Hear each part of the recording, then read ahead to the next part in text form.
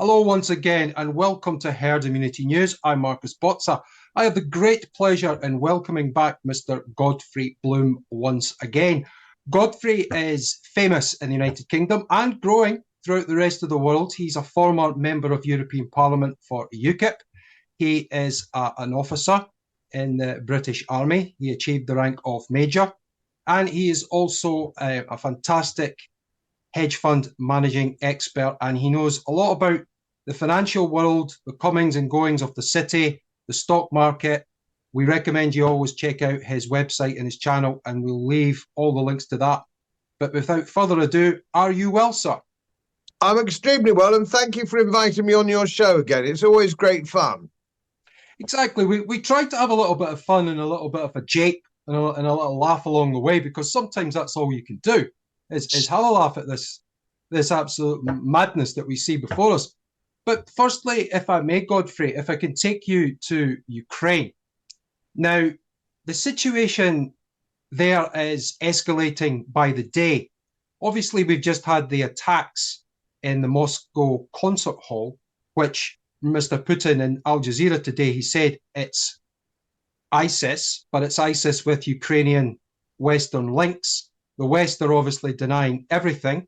A few days before the attack, President Trump actually came out and said ISIS are the puppets and tools of Barack Obama.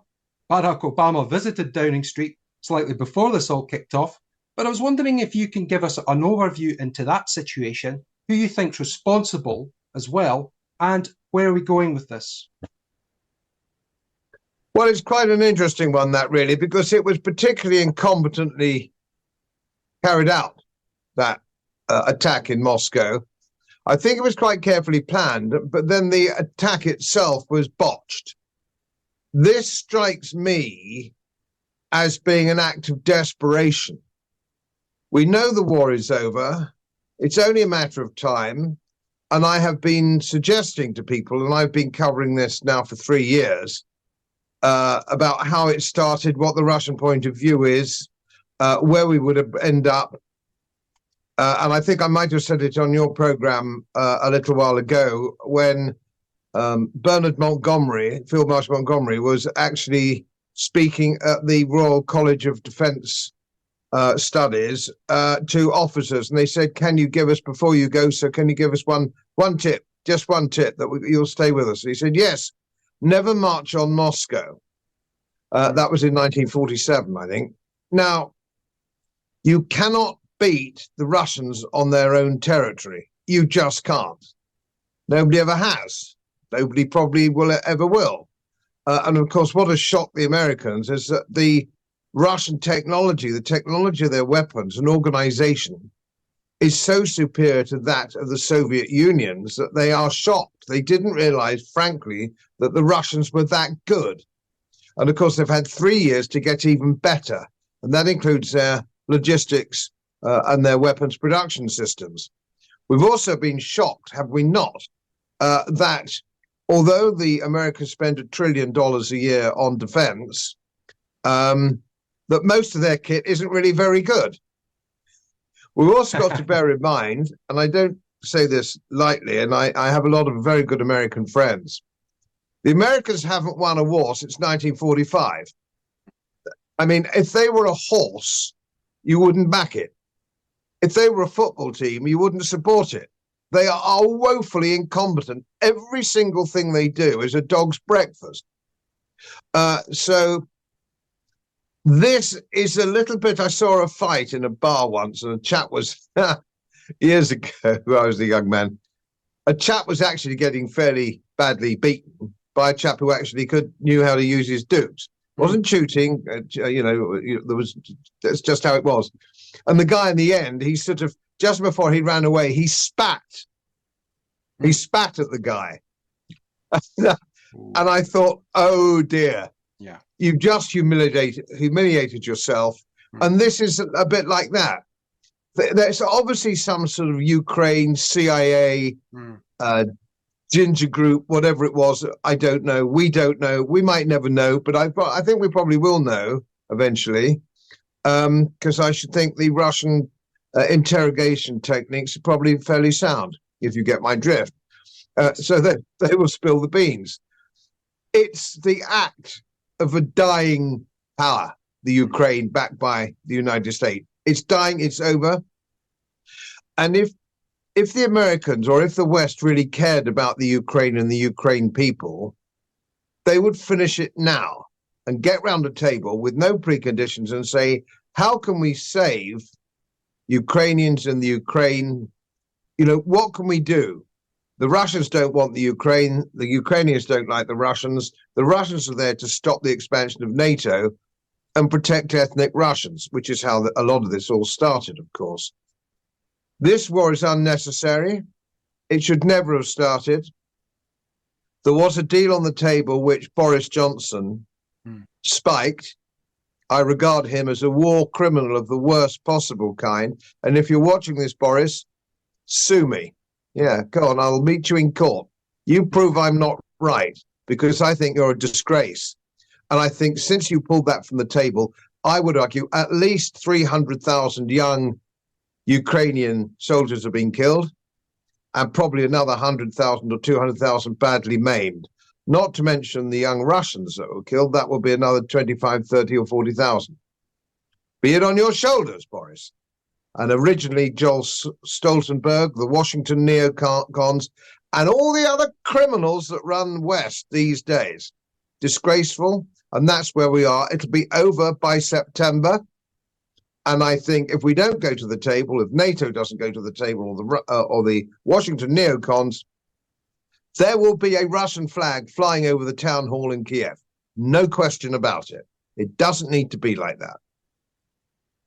Yeah, well said, Godfrey. And I think on the Boris Johnson point, I think Boris Johnson may well be remembered the same way we remember Tony Blair as a war criminal who started a completely needless war and made money on the back of it. But just a little bit more, the terrorists who may well be ISIS, they may well be puppets of NATO and the West, they were caught making good their escape via Ukraine. And this is what Putin's saying. Why were they heading to Ukraine? And as, of course, you said, they will get the information out of them. Getting captured wasn't part of that plan. Which suggests to me that it wasn't a jihadi situation. They would have died in the attack. It would have been a kamikaze attack, because that's what they do. They wouldn't have then tried to escape to spend the money that the Ukrainians or the Washington neocons had provided for them. But these are dark arts and deep waters. I wouldn't be surprised if we're not involved. It could be MI6. We have our own bad guys. We have our own bad guys, and we know we probably have 300 people in there of some description anyway, helping target the rockets, so on and so forth. And eventually, I'm afraid to say, they will be captured and paraded on TV, and they'll go to the gulag, and it will serve them right. We have no war with Russia. There's no declared war with Russia. We have no treaty with the Ukraine. And I would counsel, I speak as an ex-soldier, you cannot be given an order which is illegal. If you have been ordered to the Ukraine to help guide rockets in the combat zone, that is illegal, and you cannot be ordered to do it. So when you get captured, you will not be protected by the Geneva Convention. And more fool you. Indeed, sir. I mean, President Putin has already said the gloves are off now after the attack in the concert hall in Moscow. And eventually, as you said, this is going to run out of steam. The people like Grant Shapps, Tobias Ellwood in America, you've got Blinken and Kirby. These people, these warmongers that are sending young men into the meat grinder of Ukraine should face trial for their acts. But will they? Well, I'd like to see them in The Hague being internationally prosecuted, but as the West runs The Hague, I can't see that happening. But then we didn't.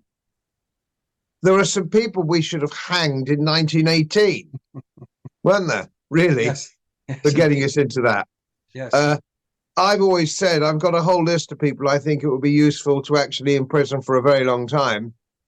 And they're warmongers, they are central bankers, and they're WEF stooges. We don't have Whitehall Palace anymore, but King Charles III, I rather fancy, would look very good on a plinth there, getting his comeuppance. The Archbishop of Canterbury, like Archbishop Laud, was taken to the stake. I'd put him on the stake as well. No, I'd fettle a lot of these people up. As the French would say, I think it was Voltaire said, pour encourager les autres. I don't want to see any more of these people crawling back into our society. De rien, monsieur, de rien. Now, that brings us quite nicely on to a term that we're using a lot these days on Herd Immunity News, and that's the traitor class. Nigel used to talk about the political class, but we have a traitor class. Now, the word traitor was at its height in the United Kingdom in 1841, where there were so many different historical changes going on in the country. We had civil wars, where we were fighting in America, we were fighting with the French. But the word traitor is now making a comeback, Godfrey. And when you see all these acts against us, these are willful acts now. Whether it be locking us down, whether it be injecting us with trial deadly medications that they know about, taking us to war, net zero, the lunacy of all these programs, they can only use the "we were just following orders" Nuremberg excuse for so long before we actually call them for what they are, and that's traitors to the British people. Yes, they are. That there's no question. I mean, we are deliberately having mass immigration. It's the same in the United States, in order to degrade our country and degrade our society and degrade our culture and everything else. This is the problem. It's quite deliberate. Otherwise, as I've said many times before, we would have mobilized the Royal Navy and stopped these people coming across. We stopped Philip of Spain. We stopped Napoleon. We stopped the Kaiser. We stopped Hitler. Does anybody really believe that we couldn't stop them coming across if we wanted to? Or if they put Bloom in charge, put me in charge. Yeah. I'd fettle it up. I'd fettle it up by Sunday. By Sunday. I'd love it. I mean, they're throwing petrol on the fire and hand grenades into our homes and warning us of the danger of fire. I mean, they're going to war with these Islamic nations, or they're blowing up, or they're working in proxy wars like Ukraine. And then we have open borders to people from Russia. We have open borders to people from Palestine. You name it, Afghanistan. So this lunacy that it's simply they don't want to upset the European Court of Human Rights, it's absolute abomination. And it's more people like yourself and maybe our little channel that have to keep banging on until we get something done about it. There is also a very deliberate policy to bankrupt the country. The spending, the overspending, the complete disregard of fiscal probity by this government and previous governments are just the same. We now have over £2 trillion in debt. The Americans are 33 trillion in debt. The cost of servicing it is outrageous. You do never hear, do you, at an election time, any political party suggesting that we should cut public spending, which is the only way that we can save ourselves. We have to stop spending. And what did I read this morning? Keir Starmer is getting together with the Labour administration in Cardiff to spend something like £6 billion on a floating wind farm off the North Wales coast. And sometimes I think it's April Fool every day. We all know these things don't work. We know solar power is useless in this country. Net zero and open border immigration is designed to destroy the country in the globalist interest. And it's what they say they're going to do. It's not a conspiracy theory. They want to get rid of the nation state. They want to get rid of ordinary people's political rights. It's not a theory. I call myself on my Twitter account now a conspiracy analyst because the theory is long gone. It's happening. They're quite upfront about it. They're all upfront about it. So I like to analyze it to say, what are they doing? How are they doing it? And of course, the one thing, and I did mention this on your program, I think, before, and it's very well worth mentioning again. Our protection, we have two main protections in this country. That is the principles of English law, or indeed Scottish law, but that's another story. But the principles of English law, which is fundamental to our constitution, and a free press. That's our protection. That is the shield for the man on the Clapham omnibus. And they've gone. We have no protection. So we either have a WEF stooge in Sunak, an ex-Goldman Sachs crook, or we have Keir Starmer, who is cut from exactly the same cloth. And, of course, we have reform, probably as the third choice, which is so fake, I can't believe it, I mean, just fake, Yeah. So where do we run to? What can we do? Very sad situation. It's no different in Western Europe, and it's no different in North America. That's very true. I mean, you and I have spoken about the failure of the political party system completely. And that's perfectly illustrated with the point you're making about Richard Tice. Now, many people are saying that this is controlled opposition, that on the big subjects such as war, there's Richard Tice going marching across the Ukraine with supplies to these people. They've been given billions, something like 80, 90 billion by the US. We've committed to 14 billion.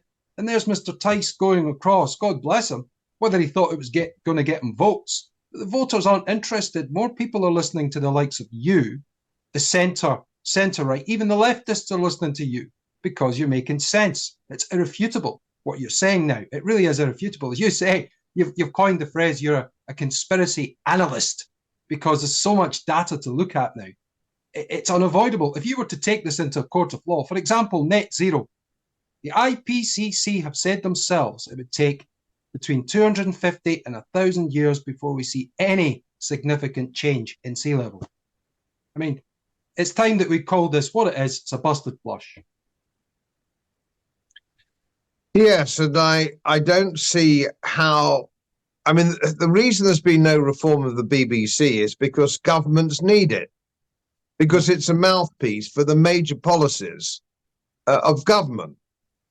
They nip around the ankles sometimes on things that don't necessarily matter, but all on the big things of the day, the BBC will support the government policy, which is the same as the opposition policy.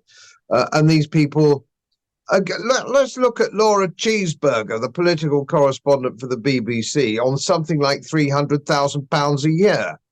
She hasn't asked a relevant question in her entire career. Yes. You've got, I think it's Nick Beale, the defence correspondent of the BBC, who doesn't know an able seaman from a field marshal. He's almost retarded. So what's the point? He's not. And if you go back, if you look at the Daily Telegraph, Con Conlon, the stuff he writes is written by the CIA. It's got CIA fingerprints all over it. And you and I know Operation Mockingbird, CIA have unaudited billions of dollars at their disposal to buy Mickey Mouse people like Con Conlon, to give them the CIA Washington neocon view, which is now supported by the view which is supported by the neocons and the Daily Express. And if you remember, it used to be Claire Hollingworth, I think, and John Keegan were the defence correspondents for the Daily Telegraph, who were giants in their field. John Keegan was a military history lecturer at the Royal Military College of Sandhurst. Claire Hollingworth really knew her stuff. And if you go back to the Times, you can go back to Russell in the days of the Crimean War. These people knew their business. So what we've got now, what were leading newspapers like the Daily Telegraph, complete lightweights, banging the drum, talking nonsense, don't know anything about their subject at all, embarrassingly bad. They're not just sort of, a little bit off the mark. They are embarrassingly ill-informed. And of course, still we have Daily Telegraph readers, the Blue Rinse Brigade, in the Conservative Party, retired colonels huffing and puffing in their clubs, reading the Daily Telegraph, soaking it up like a sponge. Everything's a lie. Everything the Daily Telegraph op-eds have said so far is a screaming lie. Why would you? You can't even light the fire with a Daily Telegraph because the pages are too big, and it's about nearly £3. Why would anybody bother? Why would anybody reading the Daily Telegraph or watching mainstream media? And of course, people don't, do they? People don't bother. Nobody watches. And they think that's a surprise. But if you're Laura Cheeseburger on 300,000 a year, or Jeremy Vine on Channel 5, bless him. I don't know what's gone wrong there, because 10, 15 years ago, he wasn't as bad as this. I mean, he's now got the sort of outlook and argue and debating ability of the Junior House Debating Society, you know, where you're about 14. In fact, I was much better. Much better.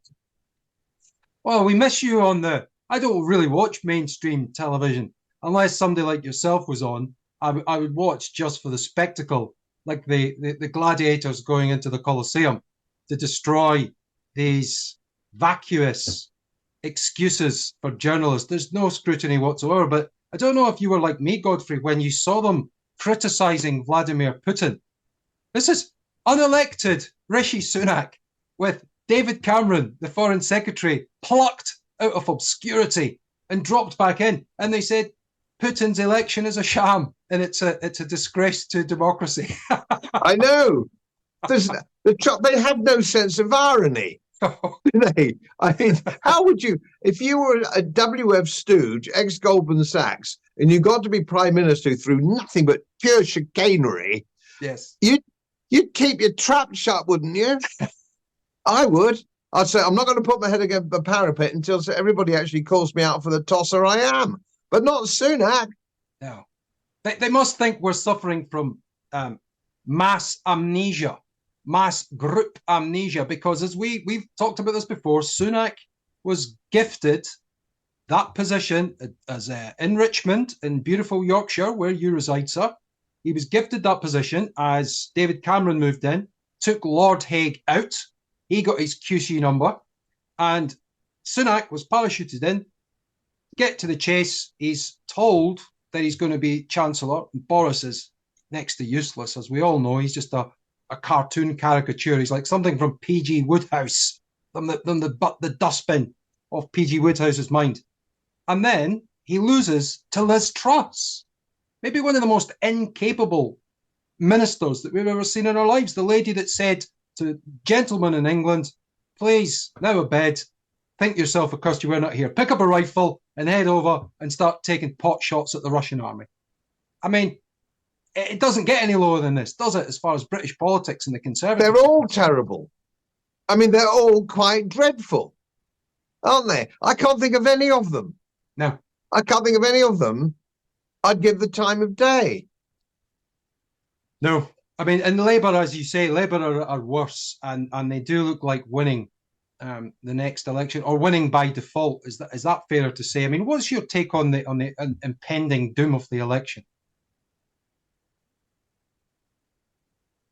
Well, of course, it's fair to say, I think you'd probably agree that all elections have been on the guy you hate least.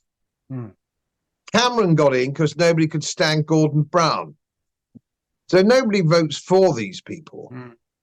People vote against the other guy. And of course, this has really been going on for quite some time. You vote against. And of course, that's the political system that we have. If you're only given a choice of two people, you're going to pick the one you like better than the other one. But it means you always end up with second best. You always end up with people who are incapable, incompetent, deceitful. And I think I might have said it again when we last chatted. In order to be successful in politics, and when I say that, I mean getting to the top of the greasy pole of your party, every single, well, maybe if you go back far enough, I don't know, but certainly if you go back somewhere in the region of 40 years, every leader of every political party has been a sociopath. Yes. Big parties or small, you have to be a sociopath because you have to have a mindset which is not like anybody else's. Whereas as a businessman or army officer or whatever it is, you have a code of ethics. You have a moral compass. I'm not suggesting I was a saint, because I most certainly wasn't, and don't claim to be.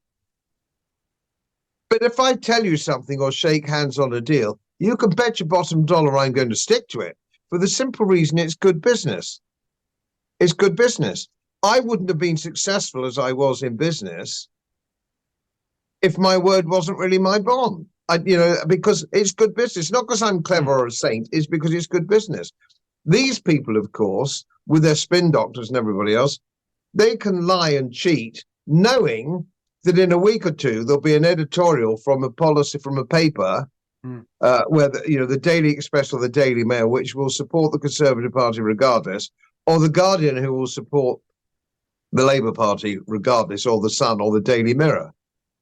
So there is no chastisement for these people who lie and cheat their way through. So politicians are regarded as a genre as the absolute pits, absolute bottom feeders, in the sea of life. Yeah. But I suppose you would have to be that kind of person. In order to don't forget, if you are in a political party, people in the other political parties aren't your enemy. People in your own political party, because they want your job. Yes. I was kicked out of UKIP because I was too popular. And people didn't want me. Everybody had their own ideas, but if somebody's popular in the party, you have to get shot. If you're the leader, you have to get shot. Because one day you think he's going to take your job. So consequently, it's the same with the Conservative Party, it's the same with the Labour Party. It's absolutely essential if you've got somebody who is becoming popular, maybe for the wrong reasons, I don't know. But they are your danger. I always remember, you'll be far too young, and most of your listeners will be too young, to remember a cartoon in the Evening Standard, JJ. And JJ, it was in the days when he had an intercom. You flick the switch and your secretary was outside. And he flicked the switch and he said, "Miss Finch," his secretary was Miss Finch. He said, "Miss Finch, I want you to find somebody in the organization," I'm getting old now, "somebody in the organization who's bright, sharp-witted, somebody capable of taking my place, and sack them." Well, indeed. And while you were describing that, it made me think of the Reform Party. And they don't have an executive now like UKIP had, because as a former member of UKIP, I remember the howls that would come from conference between the executive and the Nigel fan club. I even think David Curtin, the leader of the Heritage Party, was in that period of time. I'm not sure if I think you might have left by the time I joined. I've gone by that stage. Yeah, I saw the writing on the wall. Well, you know forecasting. If you know anything, it's forecasting, and you know when the goose has been cooked. But maybe that's why Reform has Richard Tice. That's it. It's nothing more, nothing less than Mr. Tice. I don't know how many votes people who would have voted for Reform when they saw that maniacal face in the Ukraine. I mean, yeah. I know. You have a problem with that? He's unelectable, isn't he? He's unelectable. And he stands, of course, four square for nothing in particular. What does he stand for? He stands for nothing. Elizabeth Oakenshaw, promoting her book, The Matt Hancock Diaries. Absolutely hopeless. Hopeless. Yeah. He basically, what he's saying is, look, I'm a conservative, but I'm not quite as bad as this lot of conservatives. That's very true. That's very true. And look, you've put the sword to these people metaphorically, of course, because we don't live in the days of chivalry where you could just invite someone out to duel or joust. Those days are gone, alas, where you could settle a squabble. I know, we'd like to bring it back. There's been plenty of people lined up in beautiful Yorkshire, put to the sword in one way or another. But we talk about this class, and it's very difficult to not call them traitors. We don't want to be sensational, but when you work against your own population and your own people, for example, like the lockdowns and the COVID jab, the vaccine. Now, this is getting much more traction. You've been on this from day one. The COVID inquiry is a complete sham, as you and I both predicted. It's a whitewash. Heather Hallett, she that presided over the Good Friday Agreement and the 7/7 bombings, she's been given another easy ball, easy pass, just to keep in the terms of reference, Godfrey. It's all got to be in the terms of reference, but please don't ask where it came from. Don't want to know things like that. What do you think's going to happen with this whole COVID situation of the vaccine injured and vaccine death? And could you give our viewers and listeners a little bit of your insight into the numbers, please? Because you're a financial man, you're an analyst, you're a forecaster, you know insurance, and you understand how insurance companies work. Please give our viewers and listeners an oversight into the whole COVID jab situation. I finished my career in the city before I went into consultancy work. I think it was in 1993. But I finished as the general manager of a life insurance company because I used to manage life insurance and pension funds. So I'm very familiar with mortality statistics and their analysis, which is largely done by actuaries. I was in the risk, my professional qualifications were risk assessment. But that's not the point. That's not the point. The principle is the same. I understand how it works. Now, just to use an analogy here, what we used to sell was very popular, very easy and very profit-making, was group life assurance.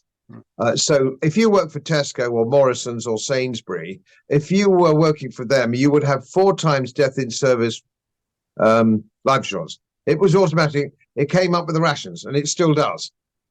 4 times your salary was your life assurance if you work for a big organization. Death in service, widow's pension, death in retirement, all that came along. But basically, that was your life assurance, which of course lasted till retirement date, which was probably 65 or 63 or something like that. So you were insuring people, broadly speaking, from 22, 23 to 63. That was your band.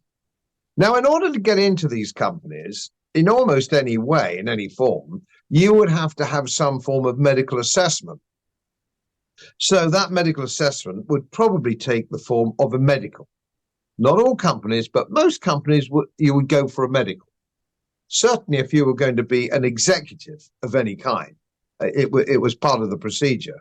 So you were selecting Class A lives, what we used to say Class A lives, because those people were selected. So their life expectancy would be significantly higher than the man on the Clapham omnibus in general. And it was profit-making stuff. But those same institutions insisted that all their people were vaccinated. If you call it vaccinated, jabbed, call it what you will. They insisted upon that. So you had a disproportionate number of people who worked for that company or that institution over and above the man on the Clapham omnibus. Now, what you have is an interesting situation now, that the life expectancy of those people working for those institutions is now not as good as the man on the Clapham omnibus. Now, this brings me to the crunch point. You cannot hide numbers. You can't hide dead bodies. And it's going on, and it's going now. The mainstream media aren't going anywhere near it. Whenever a pilot slumps over the joystick and they have to land in an emergency, which happened only yesterday yet again, it's happening all the time in North America, it's not covered. So everything is being hidden. The number of people, people won't come out and say, it's extraordinary that we're getting people in their late 20s and 30s suffering from heart failure.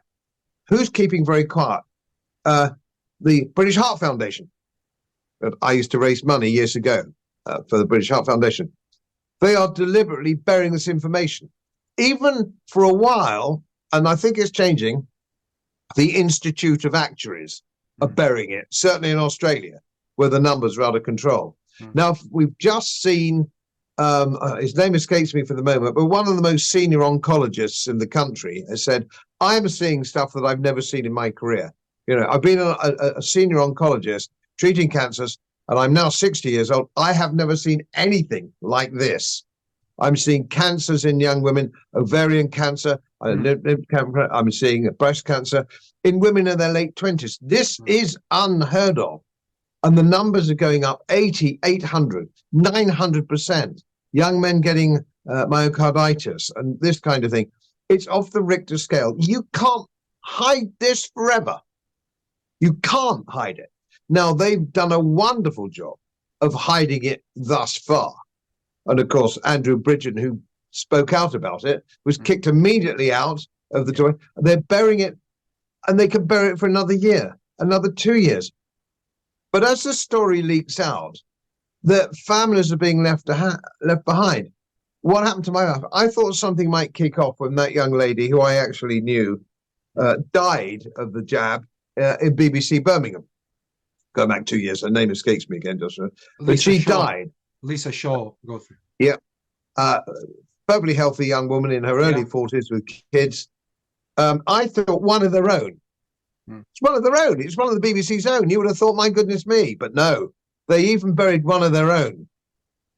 So sooner or later, the numbers are, these people have families, brothers, sisters, that sooner or later they will say, he was fitter to flee. It was 35.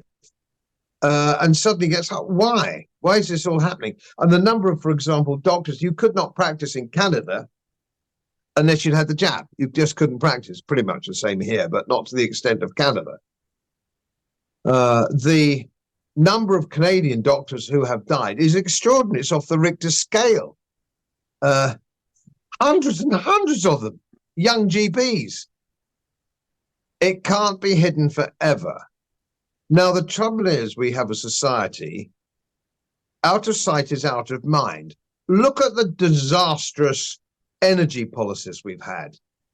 And who was running under Cameron, the Liberal Democrat guy, who's now the leader. Nick Clegg, Facebook executive. Well, Nick Clegg was one. Sured Davy or somebody, whatever his name is. We are dealing with a disastrous energy policy, but they've gone. See, even I can't remember what Ed Davey. Ed Davey. Right. Where's he gone? He's the leader. Should be prison. Yeah. He should be prison. Yeah. Where's all the steel workers in South Wales and Redcar who've lost their jobs because of our energy policy, which has gone now to Korea or China or the Indian subcontinent? Where are they? Because they should be held to account. Nobody is held to account. And that is the problem that we have. Now, Stalin, if you made a balls of commanding a division on the Russian front, you made a balls of it, you were shot. Yes. I would like to see a sister brought back that if you make a complete and total Horlicks of something, I mean a real Horlicks, like Hunt, for example, our Chancellor, has made a Horlicks of every single job he's ever had. I mean, you know, you've got to think about shooting some of these people, really, haven't you? Well, look, there's Jeremy Hunt. You just plucked that name out of obscurity. Again, another placement. Liz Truss thought she would save her premiership by installing probably the weakest, most unpopular MP in parliamentary recent years, including Anna Soubry. And there's Hunt and Sunak talking about the dangers of China and hacking, because they probably have hacked their bank accounts, so they know where the money's going, they know where the bodies are buried. And there's Jeremy Hunt. His wife works for the CCP as one of their top comms people. You couldn't make this up. No. I mean, the traitory and the treachery is off the scale. And sadly, they've dragged the monarchy into this as well, Godfrey. And you and I have spoken about KC3, King Charles III, and his decision to become a politician, to stand up. Davos, sorry to say, but Davos is there, backing everything that Klaus Schwab has said. But let's go back in history a little bit, and let's look at Lord Mountbatten and Lord Mountbatten's connections to some very nefarious characters. I don't want to get too deep down that rabbit hole because it involves a lot of abuse. It involves paedophilia. So these people are they controlled or are they controllers? You once told me, you said you're not sure who's running the World Health the World Economic Forum. You're not sure if it's Klaus Schwab or if it's the King. Well, it's difficult to guess, but if you see some of the early pictures of Charles and Klaus Schwab together, Charles was a very young man. Mm. You know, I don't know, but I haven't worked it out, but I mean, I would say he wouldn't be much more than early 30s when I saw the first photograph of him with Klaus Schwab. I could be a bit wrong, but I'm not far out on that. So those two have been joined at the hip for a very long time. Then, of course, they have that system of, as oligarchs do, and of course, King Charles is an oligarch. He's a monarch and he's a king, but he's an oligarch, isn't he? He's one of the richest men of the world. He, like his father, is a Malthusian. So he wants to see massive, fancy putting, think about Bill Gates, fancy putting somebody in charge of the World Health Organization who actually thinks the population needs cutting by 50%. I mean, really, it makes you laugh. And of course, the other thing, Mark, I know it sounds a bit cruel. No. But maybe it's right. Maybe Klaus Schwab is right because all the people queuing up to get another jab, perhaps they deserve to die because they're so stupid. Well, I'm laughing because it was a humorous statement, but that's all we can do now, Godfrey. It's gallows humor time. It really is. And there are people still queuing up. There's footage online of people in a queue at the vaccination centre. I think it might have been Australia. And they actually watched and witnessed someone going into a seizure moments after having the jab, because they have it just out in the open. It's probably some truck driver or somebody working in a 7-Eleven out in the middle of whoop whoop in Australia that's delivering this jab. And not one person got up and got the hell out of there. You and I would have gone, oh, bugger that. Well, we wouldn't have been there in the first place. Well, I would have been there to start. But even if I had been there, let's assume I was thicko in the queue. Even I would have gone, oh, I don't want any of that. But, what can you do? You can't help people who won't help themselves. What can you do? Well, look, we put out a reminder to everybody. We're kind of naming and shaming old Jeremy Clarkson. I don't know if you've ever met Jeremy. I have not had that dubious pleasure. Well, I think you and him would have got on great because you say it like you say it. You say what you like and you like what you say and all those good old terms. But there's Jeremy Clarkson, and he looked like something from Schindler's List, saying, "How old are you, mother? Would you like to come in this way and have your shower? Do you use soap or gas?" And it was like something from the offcuts of Steven Spielberg's Schindler's List. And he's guiding all these oldies in. And as it turns out, it transpires.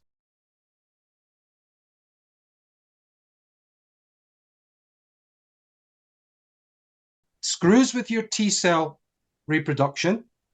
It causes myocarditis. The lipo nanoparticles that were first thought not to be dissipated anywhere in the body are resting in the heart, the lung, the brain, the testicles, the ovaries, all the essential organs for reproduction, funnily enough. So we've seen a massive spike in stillbirths, and women's menstrual cycles are all screwed. So there's a whole plethora. And the average life expectancy, correct me if I'm wrong, it's actually gone down by 2 or 3 years now. So it's gone down marginally in North America, which tends to lead the way because they have a very sophisticated actuarial system and way of assessing things. So certainly that is true. And I don't quite understand why I don't understand genuinely why anybody would have anything injected into their body without knowing anything about it at all. I mean, I'd want to know what it was all about. But I have, as I'm sure you have, I have some very good friends who are otherwise extremely intelligent. I could, I'm talking about a dozen at least off the top of my head. And to every other intents and purposes, are relatively intelligent people, all of whom queued up to get the jab and the boosters. And sadly, of course, I won't go into details, but I mean, a number now are two with cancer, one with heart trouble. Yeah. But they don't make that mental association, Mark. No. They just think it's an extraordinary coincidence. And I tell you what, don't try and tell them either. They'll go bouncing off the wall and shout at you. Maybe it's cognitive dissonance. It's just too much to comprehend, to let that settle in, that we have a benevolent government who have nothing but contempt for us, so much so that they're happy for us to go to an early grave. That's probably too much for a lot of people, Godfrey. But yeah, I think you're probably right. That's the reality. Now, please, with the time that we have, central banking digital currency. It's coming, isn't it? They've announced it, that it is going to happen. What can people do? I'm fascinated by your insight into what the recommendations or advice or expertise, let's put it, that you put out there about what people should do with their investments, with their savings. Anybody that hasn't seen Godfrey's work on investments and buying and selling stocks and shares, it's incredible work that you do. And obviously, as a disclaimer, you're not recommending anybody does any of this. They can look at it. But Bitcoin, silver, gold, what's the feeling out there that you have that people should maybe look at in investments? I think you have to basically, the only thing you can do is take your money off the table, because we're living in a casino society. And the thing to do is get out of it. How do you get out of it? Well, there's only three things you can do to take your money off the table. And that is gold coinage, which is coin of the realm, which doesn't involve VAT and doesn't involve capital gains tax. So gold coins of small denominations, sovereigns, are best. Of that, there is no doubt. And it stood the test of time, 5,000 years. Gold is a store of value for 5,000 years. And if I'm speaking at a university, I happen to have a sovereign which I hold up in the air and I say, it happens to be 1905. It's a 1905 sovereign. That's not relevant. But what is relevant is a 1905 sovereign, which is sort of like a pound coin in those days. That would have bought you bed and breakfast in a reasonably okay London hotel, or New York, or Paris, or Berlin.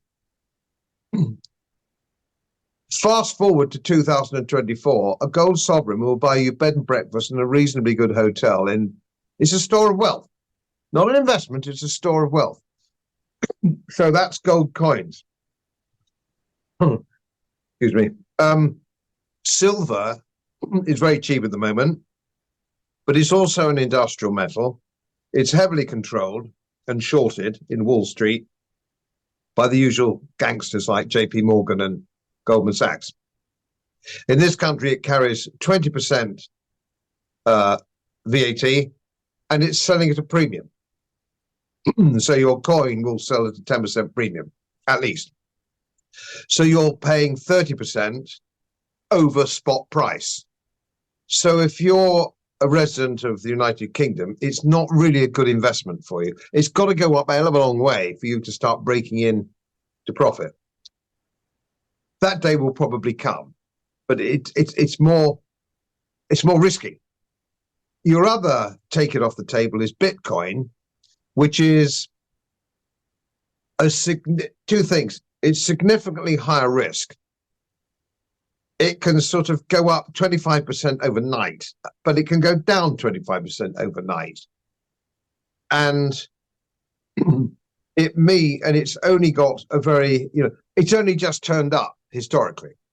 We're only talking about sort of 15 years or whatever it is that Bitcoin turned out. So it has no real track record. And what track record you could actually see, it tends to perform like a tech stock. And if you look at tech stocks, the tech stock index, you'll see Bitcoin tends to run along with it up and down. And at the moment, of course, it's doing very well, and that's fine. But I think it depends on how long you've got. Now, if you're an old geezer like me, you can't afford long distance stuff now. You want to consolidate your wealth. And the only way you can really do that is gold coins. If you're a young man watching this, if you're 25 years old watching this, and you've got time to get through the volatility of Bitcoin, you can afford to ride the waves and sit out the slumps. Bitcoin is an option. But if you're like me, or probably you, Mark, who've worked all your lives and got a bit put by, and all you want to do is protect it. You don't want to make a bucket load of dough. You just want to make sure it keeps its spending power. Gold coins are the best.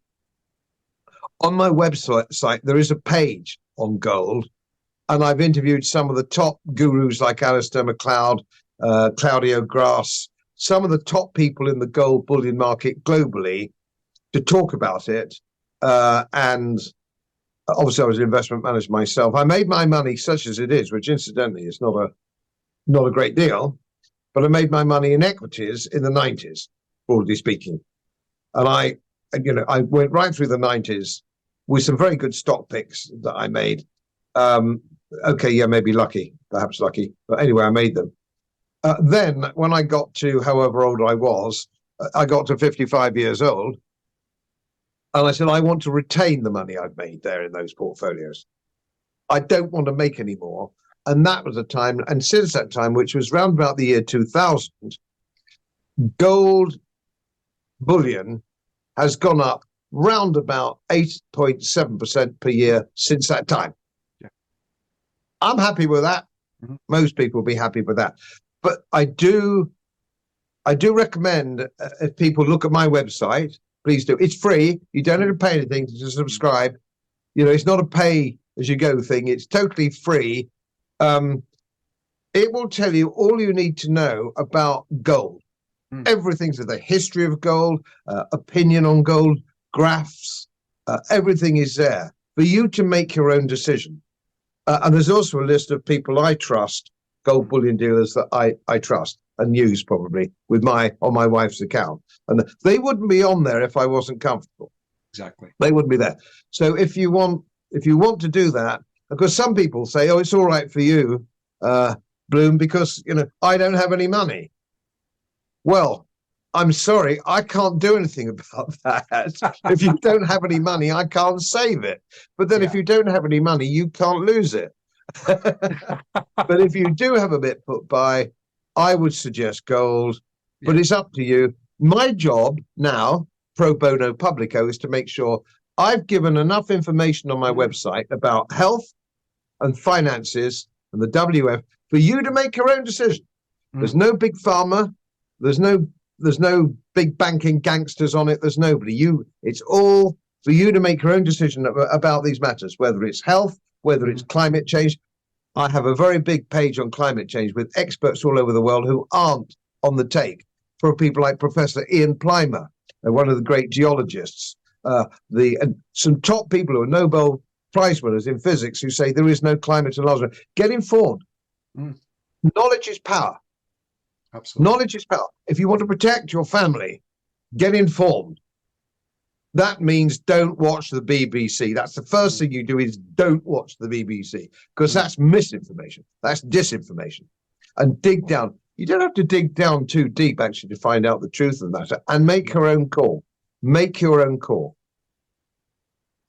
Fantastic advice. And I think a lot of people, when they watch presentations that you do, they read your website, they look at the graphs, this stuff isn't as complicated as they may think. It is quite simple in its purest form, is that you buy the gold in a physical form in specie, and you have it stored with a reputable firm or company, or if you have the facilities, you keep it yourself somewhere safe. Is that fair? You must hold it. If it's gold, you must hold it, not at a bank. Basically, if you've got a lot of it in a safe deposit, well, I've got too much. I don't keep gold at home. Sure. But for the simple reason, sure. For obvious reasons. Sure. But there are plenty of independent safe deposit boxes, and they don't need to know what's in it. You buy the key and you buy the box. And some people put pearl necklaces in, or very important family documents. Nobody knows it's in there. Now, I'd say one thing on this, because it's only fair to give everything. It's all on my website, incidentally. Yeah. It's all on my website. There is an audit trail if you buy gold. So let's say you buy £20,000 worth of gold from whomsoever, Gold Bullion Limited or whatever it is. There is an audit trail that means that if the government ever want to know, sure, they want to know, they are obliged to file that information. That falls off a log basically after 6 years. Mm. After 6 years, the financial regulatory authorities do not need to keep records at all. So if you bought gold 10 years ago, yes, there's no way really that anybody can find out whether you've got it still, or ask you to make any explanation of it or things like that. That doesn't mean to say, and I try and explain this to Bitcoiners as well, hodlers, if the government want to steal it, they can. They can steal whatever you've got. Yeah. If they can tell us how many people we can have at a dinner party, if they can abandon habeas corpus and put Julius Assange in solitary confinement year after year after year, they can do what they like. A Bitcoiner say, yes, but I wouldn't give them my password for my wallet. No, that's right. How long do you think you'd last in solitary confinement in Belmarsh before you coughed it up? Exactly. And on the Bitcoin front, a lot of our followers, Godfrey, always worry about Bitcoin because the internet can be taken down at any time. They can hit the kill switch on Bitcoin or the national grid. You put it perfectly well. Occam's razor, A to B. If you've got it physically in your hand, or you can access it at one of these reputable storage facilities, one of these little private banks with the safety deposit boxes. If you can do that, fantastic, get it done. But the thing that I worry about with Bitcoin, I do have a little bit, but what I worry about is if they hit the kill switch on the internet and take it down. That's a concern. And of course, the thing to bear in mind in there with blockchain, it has an audit trail forever. Yeah, it's a permanent audit trail, so they can find out from whom you bought it and from whom that person bought it. And of course, if you find that you've had drug dealers and down the blockchain, you've had drug dealers' money and stuff like that, it makes it easier to confiscate. You're much better off if you don't have much money, which is like most of us really, I suppose, and you can only afford sort of 10 sovereigns, which is £5 worth of sovereigns or something like that, whatever it is. If nobody knows you've got it, you can pop it in the tea caddy. You don't have to make a big deal of the thing. If you don't have that much of it, you can put it in the tea. Nobody knows you've got it. It's only if that's the reason I have safe deposit boxes, in London and somewhere else. It's for the simple reason that I do a lot of talking about gold. Sure. And I don't want somebody knocking on the door and say, you always talk about it, you must have a whole load of it in your house. Well, the answer is no. Everybody, no, I don't. No, I don't. Don't come round asking for it because I don't have it here. Well, we'll make that clear. That smart people will not have substantial amounts of anything in their house with value these days. No. What with the police as they are? I mean, we've covered two of the biggest subjects, which is for any country or for any citizens. We've covered the economy and we've covered the defence of the realm a little bit, but we haven't spoken much about the British Army or the state of our own armed forces. I mean, do you care to say a little bit about Grant Shapps? I mean, what is going on here? Shapps has seemingly lost when he says that he's still claiming that Putin, I hate to take you back to the war in Ukraine, but he's still claiming that Russia are going to move all the way over to the West and try and control 500 million people that have no resources. I mean, it's insanity. As a geopolitical strategist, trained and qualified, not the man at the golf club who's read the Daily Express, who's always got an opinion. Mine is based on training and assessment. Russia is the biggest country in the world. It has also more natural resources than almost anywhere else in the world. What on earth? What would they want with bloody Latvia or Estonia or Luxembourg or Poland or Romania? They don't want it, do they? Who wants it? They don't need it. They're not going to come any further. Yeah. And all they wanted to do was to stop NATO putting missiles within 800 miles of Moscow. So they're not interested in coming. And the other thing that you hear from Grant Shapps, you've got to laugh really or cry. He obviously has no idea about military capability. Now, the British Army could not put more than two brigades in the field, operation brigades, with the logistics supply. Two brigades. The Russians have at least 150 fully trained and fully supported brigades. Yeah. I used to do a bit of boxing in the army many years ago. I do not intend to put my gloves on and go and fight Mike Tyson because I'm keeping fit in my old age, because I wouldn't last very long. We wouldn't last more than 3 days if we mobilized against the Russians. In fact, I think their only chance was that the Russians would all die laughing. Yeah, it's extraordinary that this still gets peddled, and again in the mainstream media, it's never quizzed or questioned. How would they control 500 million people? What would they want with the UK? All we've got is 5- and 4-star hotels full of illegal migrants. Yeah, they're all full. They're full. They don't want to know. It would be a blight on the lands. The resources are unlimited. They've got thousands of years' worth of coal and gas and oil, and they're using it to great extent. And the sanctions we've put on them have actually made them wealthier.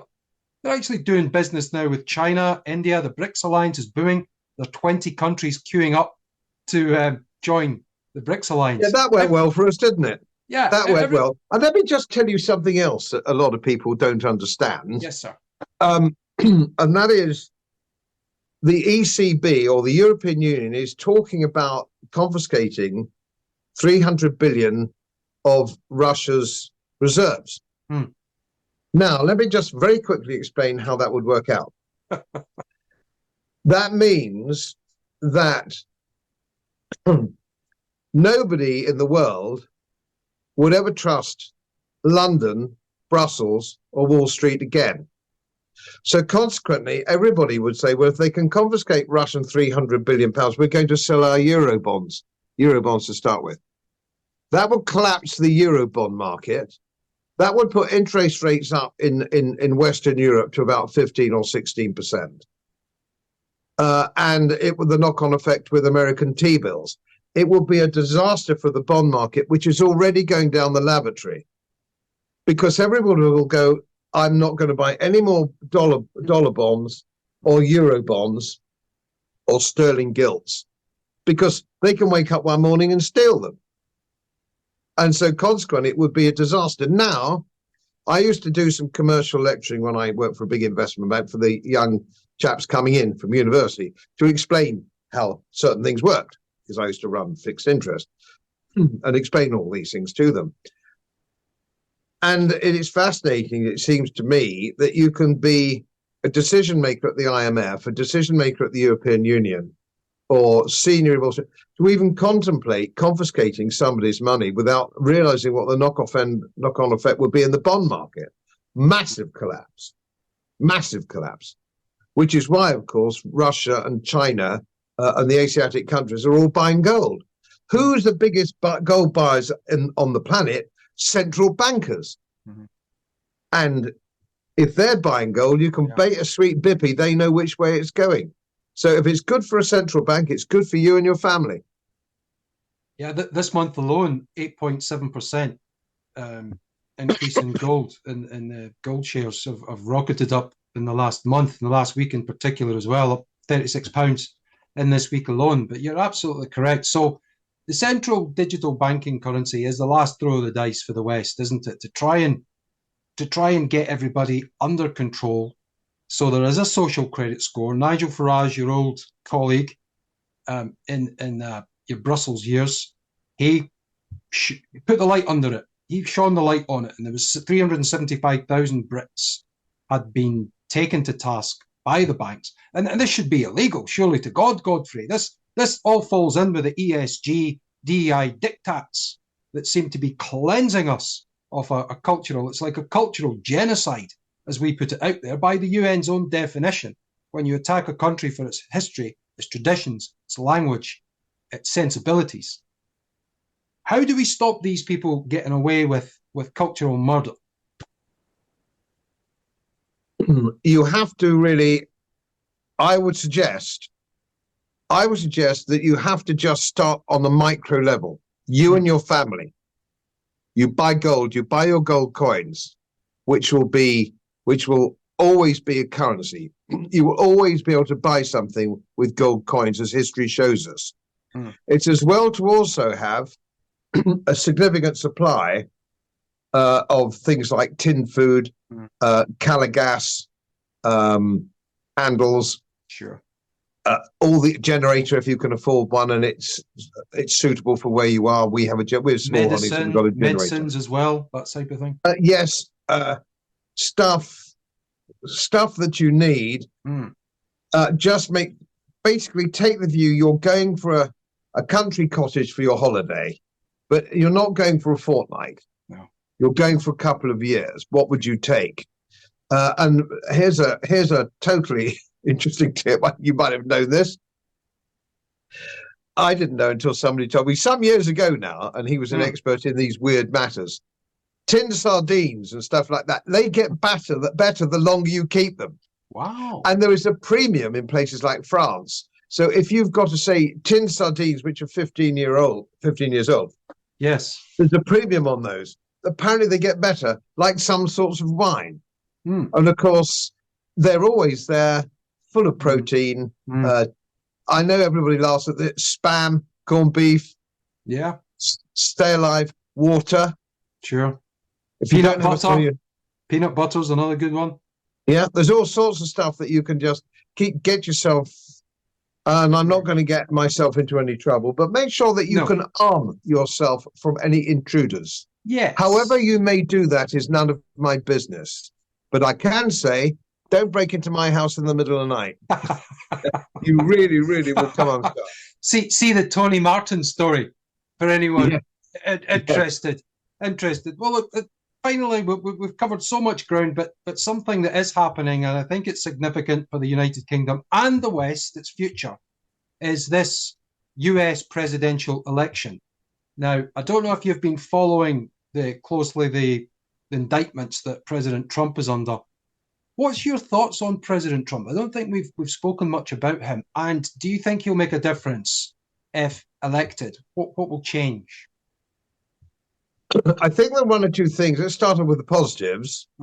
I think he will stop America involving itself in any more war or getting in any deeper. I think he will be quite right to certainly disestablish NATO as we see it and get it back to what it was supposed to be, which was a defensive organization, which is not now. It's an aggressive organization. I think he will this time, or he failed last time, is to sort out the southern border. That would be good for America, which he should have done last time but didn't. My worry is he has no concept of economic strategy. The national debt in America shot up when he was in power. So if you look at the numbers, he didn't stop spending. He increased the defense budget. He did all sorts of very, very stupid things. He didn't drain the swamp because he wasn't determined enough. And what he has to do, and Scott Ritter is sound on this in my view, yes, you have to mobilize US Marshals. You must arrest the senior members of the FBI who are politically now corrupted. The CIA, close down the CIA and get rid of these people that keep America permanently at war. The last man, of course, who tried to do that was President Kennedy. And, of course, they shot him. Or America will fail. America will fail. And I wrote an article 10 years ago for Going Postal, I think it was. A bit less than that. I don't see America can stay as the United States because it's a failed concept. California has nothing in common at all with South Dakota. Massachusetts has nothing in common at all with Florida or Texas. They are so different. I don't think they can exist in the same sphere. So I think that is going to have to break sooner or later, as it should have done in 1861. And this is very controversial because a lot of people imagine that the war started because it was to stop slavery, which is an unbelievably naive and ill-informed view. It doesn't work. America has, since 1776, been at war for every single year except 15 or 16 years. There's something wrong with America. It is like Prussia in the 1890s. It's a militaristic dynamic. There is one solution, perhaps, maybe easier, and I've never heard Trump talk about it. You get back the Constitution, which is a fantastic document, and you enforce it ruthlessly. Yeah. Ruthlessly. And that is a good document. That's what should be the basis of their government. How he would go about virtually jailing every single congressman who's on the take from the industrial military congressional complex, which Eisenhower warned us about in 1960. And of course, he took out the word, as you well know, Mark, he took out the word congressional. His advisor said, take it out, but it's the industrial military congressional complex. That's killing America. And it will finish America. Is Trump the man to stop it? I don't know. He's got a lot of changing to do. He's got a lot to do. Absolutely. And many followers to our channel chime in, and I'm sure yours do as well.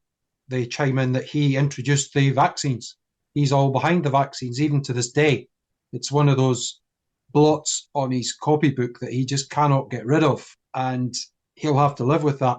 Personally, I think it's hard to find anybody worse than the Biden-Obama regime, and it may stop the war, but he has got a lot to do to remove the deep state, or to try and cleanse himself of the rats and traitors inside the FBI and the CIA, just as we do with MI5 and MI6. Oh, yes, I must make it very clear now. I wasn't trying to pretend that we have all the same problems on a smaller scale. I'm not suggesting it's America's fault. I was disappointed. I was disappointed that Nigel Farage had an opportunity to really cover some ground. I think it was a blown opportunity. I think he should have put Trump on the rack about the Constitution, about the national debt, about being a client state of Israel. I mean, now talk about the tail wagging the dog. Lost opportunity. But then they're friends. It seems that they're friends. I suppose if you go and you get a scoop interview, sure, you're not going to put the guy on the rack, are you? But if he'd been in front of me, he would not have had such a comfortable ride. Well, if he'd been in front of you, it would have been 10 times bigger, 100 times more sensational and explosive. And I always like the way you deal with people, certain people, like Michael Crick. We can't watch that clip often enough, Godfrey. It's a blessing to us all. It really is. And we're just sorry you didn't have your cricket bat with you that day. He got off the hook lightly. But just one final stretch. I'm really pushing you to the limits here. I hope you don't mind. But in Scotland, on the 1st of April, your cousins up north are going to be faced with hate crime laws and hate crime bills. So people like myself, voicing an opinion or a view, a fantastic English gentleman like yourself, I can be reported for a hate crime. Now, that hate crime will stay on my record, even if it's proven that it was just a formed view and it was not racial or attacking anyone from the protected categories. There's 7 of them, I believe. Like Murdo Fraser, an MSP in Scotland right now, has been reported for views that he gave on the gender recognition bill. This was in light of taking a rapist, Godfrey, a male rapist, and putting it into prison next to women, some of whom had been raped. Now, if I'd spoken out against this, and I have, I can historically be traced back. I'm expecting a knock at the door. I don't know if you've had a knock at the door yourself, sir, or things that you've said. I have. But how do you recommend that people like myself, little channels, deal with this situation? It's very difficult and it's very disappointing. I'm 20% jock myself, the Clan Bruce. And funnily enough, in 2 weeks' time, I'm touring Scotland, as we do every 5 or 6 years. And I'm looking forward to that. And funnily enough, you may think this is fanciful, but I feel the Scottish blood when I'm up there. I feel there's a bit of me connected with it. Yes. But of course, the tragedy is when you think of the Enlightenment, the Scottish Enlightenment, and all those great names and the great engineers and the great statesmen. Yes. How is it that Scotland punched above its weight for so long? It was the Protestant work ethic. It was the educational system. It was the legal system. And of course, locked into the empire as well, where there was so much room for Scotsmen to punch above their weight individually, because we controlled half the globe. And so there was always a job for an engineer or a doctor, and of whom, of course, the Scots filled all these roles. I went to Stirling University about 5 years ago to give a speech on how Scotland could survive on its own if it adopted Austrian school economics. I was banned at Stirling University advocating Scottish independence. And the reason that they wouldn't let me on was because we don't know what you might say. And this is, how has Scotland moved? How has Scotland moved? England, incidentally, again, I say, England's no bloody better. No. How did Scotland go from, I would argue, being one of the global leaders of small countries? It was the definitive small country in the 16th century, since I might say the Act of Union, perhaps. I think is not unreasonable. So I would say it's a tragedy. And of course, there's something wrong, again, with the electoral system. They go on putting back either the Labour Party or the SNP because all the huge electoral belt is in the sort of Glasgow belt along that part and Paisley, and they're going up that bit. And of course, the people who all vote SNP and Labour there are really quite stupid, and they're not reflective. All the real brains in Scotland are in Charlotte Square, aren't they? Or down here, or down here, Australia, America. Yeah. So, there's no Scotsman there. I think all the Scotsmen should go back there and kick some arse and bring Scotland back to where it would be. God, that would be nice. It's an old saying, and it's said for many places, but a lot of people say Scotland is a great place to come from, but not a great place to live. And that may well be fair about many parts of the United Kingdom now, formerly fantastic parts. But this hate crime law is coming in, and this is from Hamza Yusuf is his name. I better say it correctly. This is the man that stood up and said that there were far too many white people in positions of authority in Scotland. One of the most racist statements that we've ever heard from Holyrood. If you change that white to black or brown, he would be doing serious time right now. So this really typifies the war against white working class men, or just white men in general, white heterosexual seniors as well. Godfrey, you're in this category, I'm sure. You're definitely white heterosexual, and you don't mind me saying you're senior. You're senior to me, sir.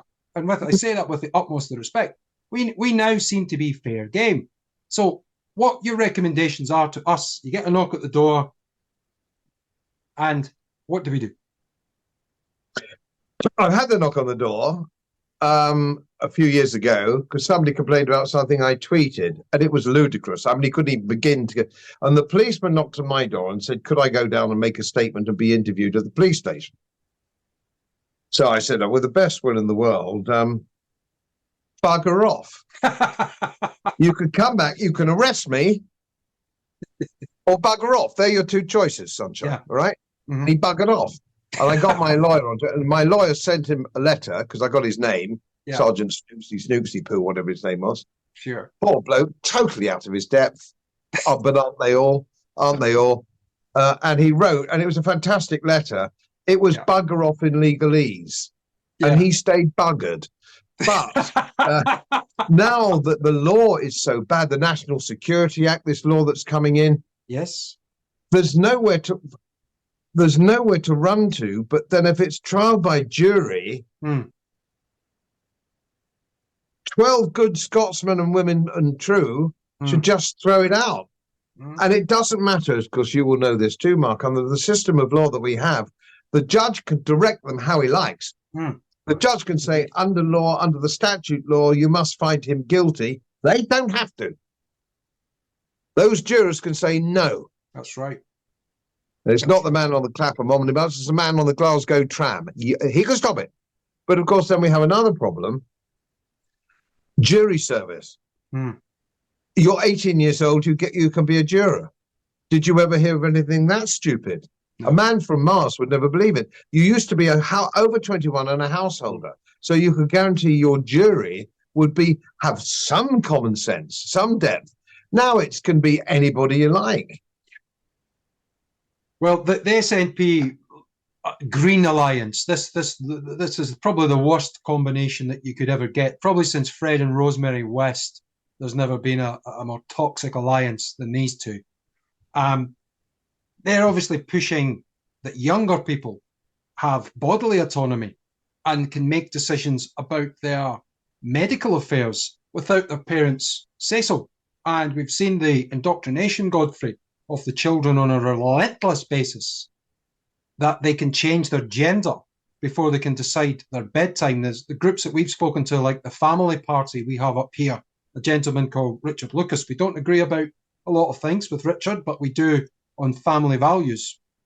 They're a Christian party, a genuine Christian party, that say that, I'm sorry, as a protected category as Christians, we don't want our children indoctrinated down to this sort of this mantra about transgenderism. And that's where they think the first call's going to be. The parents that are out on the streets, outside the schools, campaigning that their children not be subject to this level of indoctrination when it comes to their sex lives. And I mean, what kind of people think about this, Godfrey? What kind of sickos think about this stuff all day? I have so many friends. I'm very fortunate. I've got a lot of younger friends. Because of my, I won't bore you with the details, but I'm very lucky I have younger friends. Sure. They're all opting for home education. They're just taking their kids out. And they've shown me some of the material that is being handed to the kids of 11 years old. And it's the same in Wales, of course, as you know. You simply do two things. And it's not always easy. Take your children out of the state school, the state education system. Get together with other like-minded parents and do home education, point one. And I've said this a million times. Don't pay the BBC. You'd be amazed how many people don't watch it, don't like it, hate it, but go on with their banker's order. For goodness sake, cancel your banker's order. Because if you're paying the BBC, half of this is your fault. Don't be a moron. Stop your payment. You're absolutely right. Look, we'll give you the final word. It's amazing to find out you're coming up to Scotland. I'm definitely going to get a wee dram with you, hopefully. Well, I would hope so. Yeah, you more than one wee dram. If I've got anything to do with it, sir, and your forum tells me that you do like a little drop of something. I am partial. You are partial, sir, and a few interesting jokes as well. We'll share. But look, just tell us a little bit about the tour finally, and anything that you haven't said so far in this megalith of an interview. I'll leave you with the final few words and sentiments for us all. Well, if I may once more plug my website, because it's free. It's pro bono publico. I'm not making a buck. And I have lots of volunteer researchers. I have someone all over the world who send me really good stuff, which I otherwise wouldn't have discovered myself. And as I say again, if it's financial or it's health or it's WEF or it's climate, and all these things are interlinked. It's all interlinked. And you can make yourself an expert with that expertise. And I say it's not because I'm a clever boy. I've got other people helping me with it. Volunteers, city people, physicians, immunologists, top people give me their stuff and their names are on it. It's not anonymous, and knowledge is power. If you drill down on whichever one of those subjects interests, so when, for example, you're daughter comes back from school telling you that the world's going to boil because of man-made carbon dioxide. It's there. It's all there, disproving all this nonsense, and it's in graphic form. You know, there's coloured charts, there's everything. Anybody can understand. You don't have to be particularly clever. It's all there. Certainly school children can look at it, youngsters can look at it and go, and go back. If you go back to school, print it off and say, you know, Miss McPherson, what about this? Yeah. You know, what about the Phoenician warm period, the Minoan warm period, the Roman warm period, the mini ice age? Look, it's all here. It's got nothing to do with atmospheric carbon. What's wrong with that chart? Because she won't know. Yeah. She won't know. She's just a graded grain who tick the boxes. She's not like the sort of people that are the old school teachers, Presbyterian school teachers in the Scottish schools of yesteryear, masters of their class and masters of young destinies. These people are placemen who do as they're told. And if they must go to school there, and go up, mug up yourself. So when it's parents' night, why are you teaching my children fake science? Make yourself an expert. And I can tell you, it doesn't take very much. If you drill down on the website, I reckon that you could make yourself on one of those things, maybe a fortnight, certainly to know more than anybody else that you meet in the pub or at the school or anywhere else. So the website, it's all there. And if anybody contacts me via the website, you'll get an answer. Yeah. I will respond. I'll get there. It might take a few days, but I'll get there. So if you've got a question, whether it's on finance or anything else, but you will find that if you drill down, it's there. A lot of people ask me questions. I go, well, it's actually there. You know, you didn't spend enough. You only spent 5 minutes browsing it. It's there. Spend a bit of time. And knowledge will save us all. Knowledge and determination will save us all. We are a great nation. Scotland's a great nation. We are a great nation. Britain is a great nation. And we will bounce back again. Hear, hear to all of that. We are a great nation, and you are a great Britain, sir. You really are. And it's an honour for Herd Immunity News to have invited you on, and for you graciously to give us your time. Everything you said, we back up 100%. We'll leave all the links, as always, to your fantastic work. It is a one-stop shop for all of the crises that we're facing right now, and there are solutions on there to give you hope and see that little flicker of light in the darkness. We will get there, and we really look forward to having you back on at some stage in the future. But for now, Mr. Godfrey Bloom, thank you very much for appearing on the Herd Immunity News. Thank you. As most of you know, my work is very heavily independently research-based, and I get my information from all over the world. It would help if you press the subscribe button and the little bell next to it, because the more subscribers I have, the more likely it is that international independent research institutes will share their material with me. It's most helpful, and then of course I automatically share it with you. So, surprise, won't cost you anything. Thank you very much.